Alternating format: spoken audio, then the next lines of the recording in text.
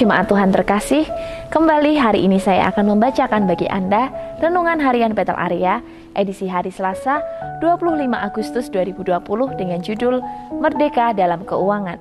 Matius 6 ayat 24c berkata, "Kamu tidak dapat mengabdi kepada Allah dan kepada Mamon." Banyak hal yang sebenarnya merupakan hal yang netral dalam hidup kita, namun dapat menjadi hal yang positif atau negatif, semua bergantung pada cara kita memakainya.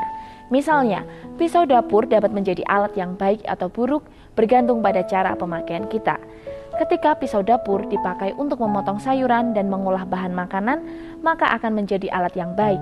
Namun, jika kita memakainya untuk menusuk orang yang tidak kita sukai, maka akan menjadi alat yang tidak baik. Contoh lain adalah komputer dan internet. Ketika kita menggunakan untuk tujuan baik, maka banyak manfaat besar yang dapat kita nikmati. Sebaliknya, ketika kita salah dalam menggunakannya, maka kerugian besar yang akan kita alami. Demikian juga dengan uang. Uang adalah hal yang netral, namun uang dapat menjadi tuan atau budak kita bergantung pada cara kita mengelolanya. Bagaimana agar kita dapat merdeka dalam mengelola keuangan kita? Ada beberapa hal yang perlu kita lakukan, yaitu persembahkanlah keuangan kita untuk memuliakan Tuhan. Melalui keputusan dan tindakan nyata, kita mendedikasikan keuangan kita yang pertama dan terutama adalah untuk Tuhan yang kita kasihi. Tindakan memberi persepuluhan akan membuktikan hal ini secara sederhana bahwa kita mengasihi Tuhan dengan keuangan kita.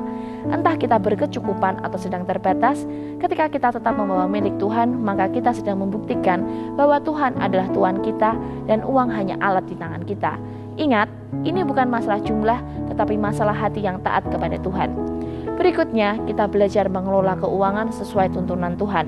Tentu kita harus mengelola keuangan dengan sistem atau pos yang sudah kita atur, yaitu seperti untuk tabungan, pengeluaran rutin, hutang yang harus dibayar, support kepada orang tua, dan masih banyak lagi.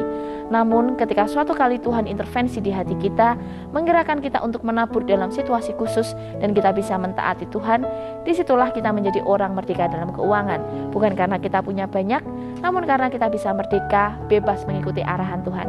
Amin, selamat beraktivitas, Tuhan Yesus memberkati.